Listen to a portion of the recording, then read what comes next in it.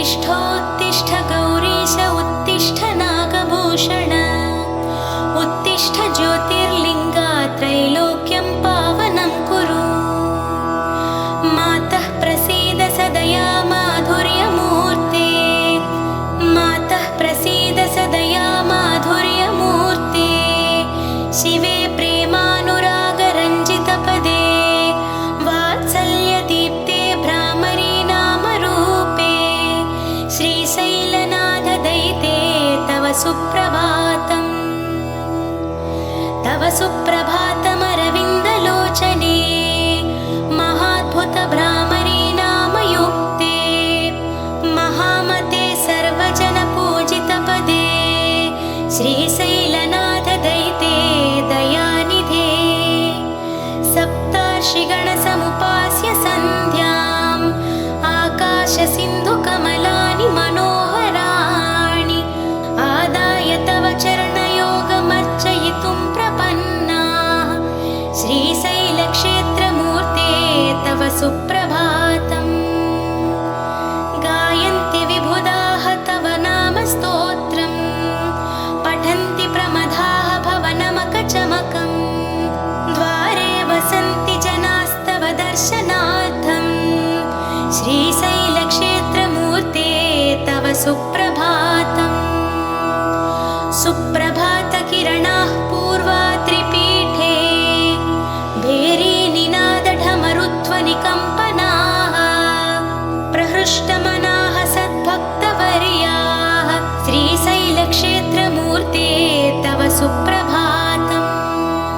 संसिद्धाः गन्धर्वकिन्नरयक्षगणाः संसिद्धमभिषेकादि अभ्यङ्गनस्नानतीर्था समलङ्कृततोरणाः बिल्वदलहाराः समलङ्कृततोरणाः बिल्वदलहाराः श्रीशैलक्षेत्रमूर्ते तव सुप्रभातम्।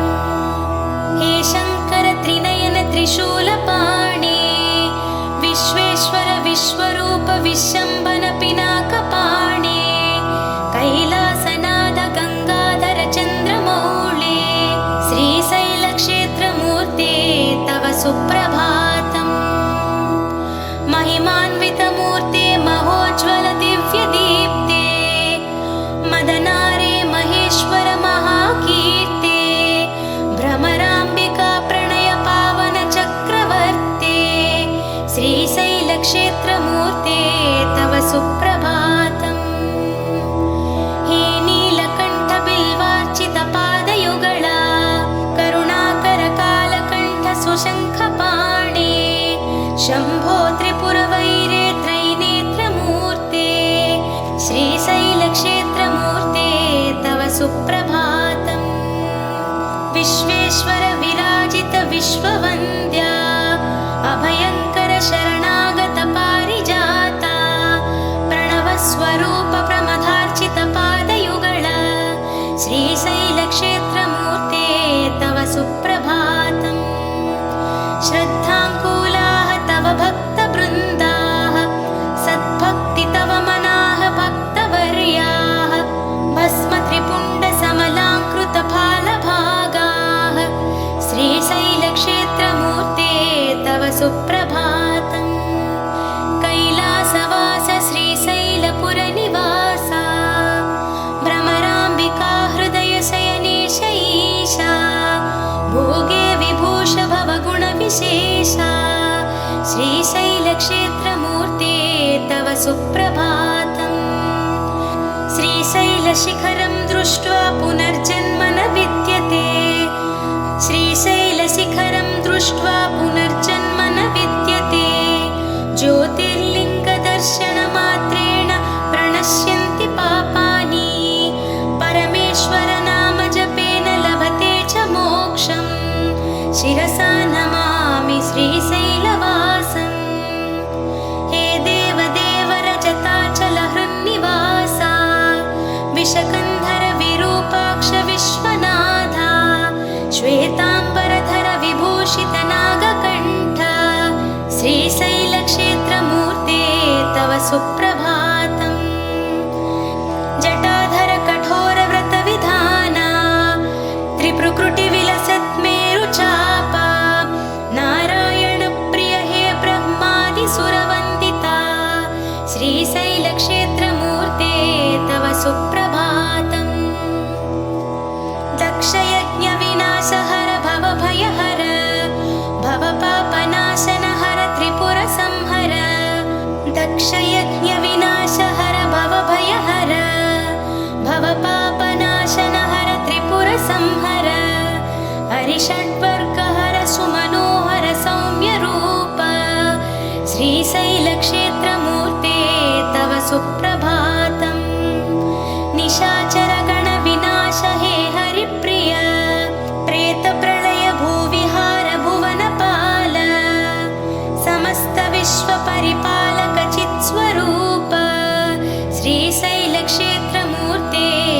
सुप्रभातम्।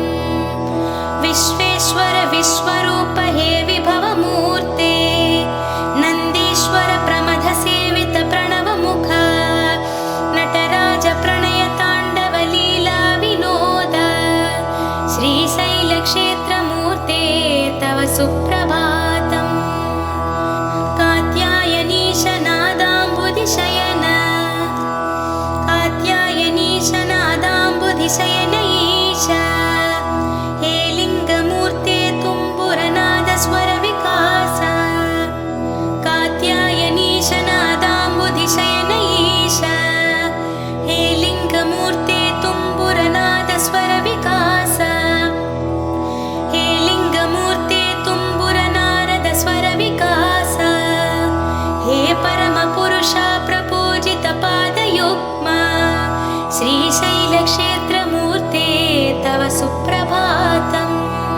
वेदाद्भुत वेद वेद्य वेदवन्दित, निगमागम विनुत सर्वोपनिषद्विदित, मुनिमानस प्रणवदीप्ते हे दक्षिणामूर्ते, श्रीशैलक्षेत्रमूर्ते तव सुप्रभातम्। धामाश्रयन्ति वैदिकाः अर्थितशुभाः, धामाश्रयन्ति वैदिकाः अर्थितशुभाः, धामाश्रयन्ति वैदिकाः अर्थितशुभाः, निनदैः विहङ्गाः निर्वहति रगाः, निनदैः विहङ्गाः निर्वहति रागाः, समाश्रयन्ति सकराः समर्पितमनाः, समाश्रयन्ति सकराः, समाश्रयन्ति सकलाः समर्पितमनाः, श्रीशैलक्षेत्रमूर्ते तव सुप्रभातम्। स्वामिन् देवादिदेव दैवपते, स्वामिन् देवादिदेव दैवपते, सुरासुरयक्षगन्धर्वार्चित पावनाङ्ग्रे, हालाहलधर हे हैमवतीपते, हालाहलधर हे हैमवतीपते, श्रीशैलक्षेत्रमूर्ते तव सुप्रभातम्। दयासागर हे दानवसंहार, दारिद्र्यनाशक दैत्यविनुत, पृथ्वीरथवाहन हे भस्मभरित, श्रीशैलक्षेत्रमूर्ते तव सुप्रभातम्। कैलासप्रिय हे भुवनपालक, कैलासप्रिय हे भुवनपालक, कैलासप्रिय हे भुवनपालक, ज्योतिर्लिङ्गधर हे नीलकन्धर, कन्दर्पदर्पहर हे दाक्षिण्य, कन्दर्पदर्पहर हे दाक्षिण्य, कन्दर्पदर्पहर हे दाक्षिण्य गुणशोभित, श्रीशैलक्षेत्रमूर्ते तव सुप्रभातम्।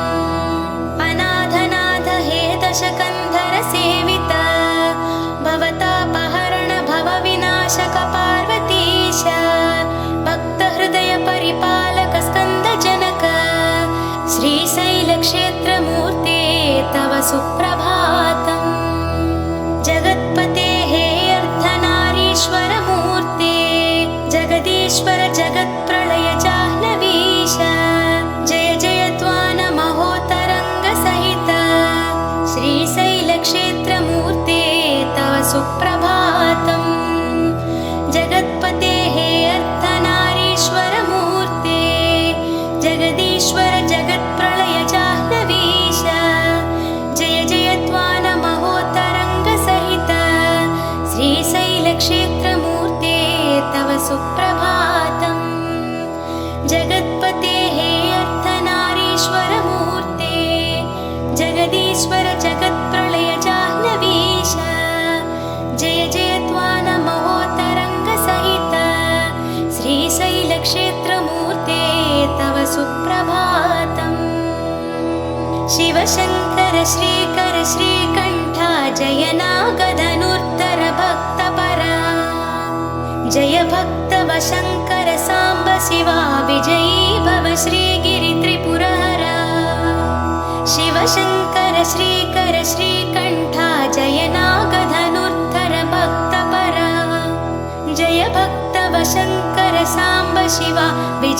भव श्रीगिरित्रिपुरहरा शिवशङ्कर श्रीकर श्रीकण्ठा जय नागधनुर्धर भक्तपरा जय भक्तवशङ्कर साम्ब शिवा विजयी भव श्रीगिरित्रिपुरहरा शिवशङ्कर श्रीकर श्रीकण्ठा जय नागधनुर्धर भक्तपरा जय भक्तवशङ्कर साम्ब शिवा विजयी भव श्रीगिरित्रिपुरहरा शिवशङ्कर श्रीकर श्रीकण्ठा जय नागधनुर्धर भक्तपरा जय भक्तवशङ्कर साम्ब शिवा विजयी भव श्रीगिरित्रिपुरहरा शशिशेखर शङ्कर गरळधरा नागाभरणा हे मृदुवचना सुरनाथ सनातन सौम्यमुख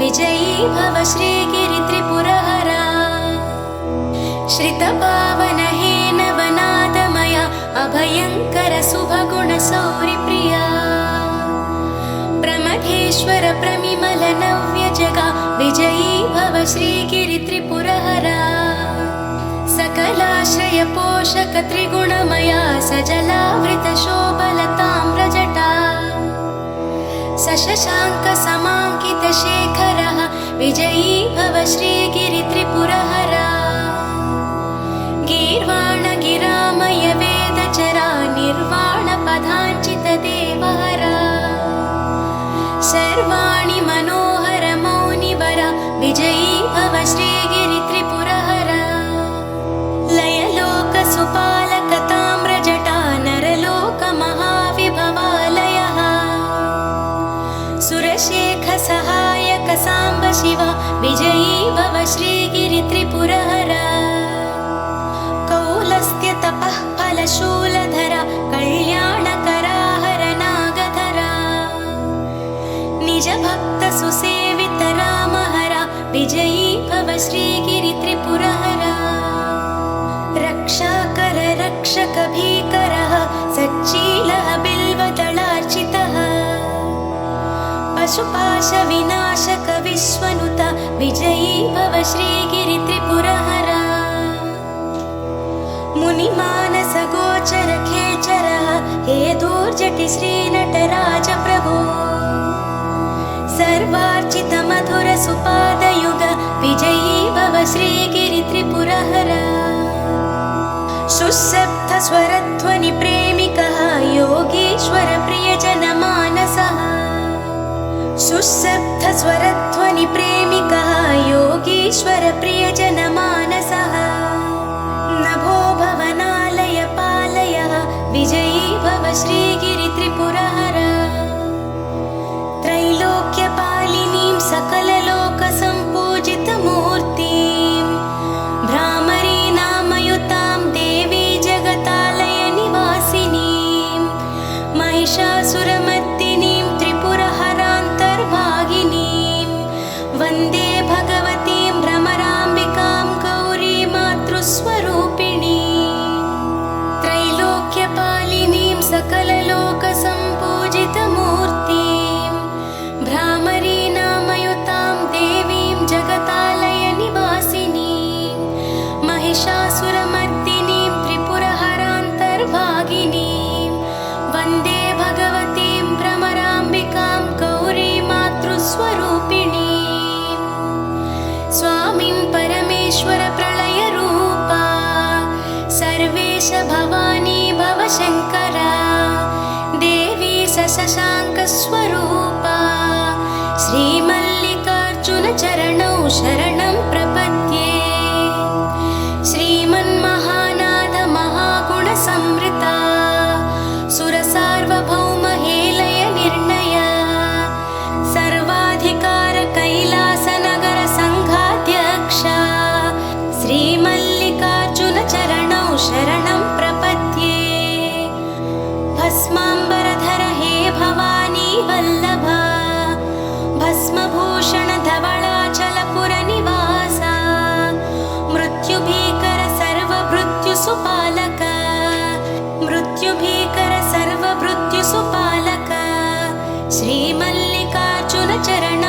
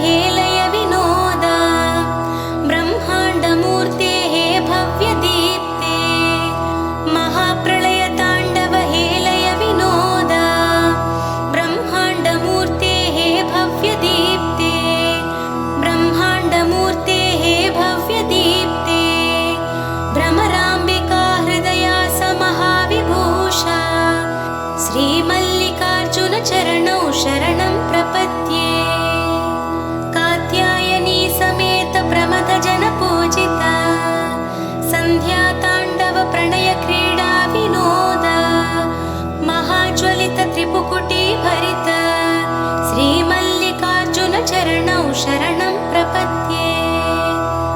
महाकाल महाकल्प महोदय शरणागत वत्सल हे भक्तव शङ्कर।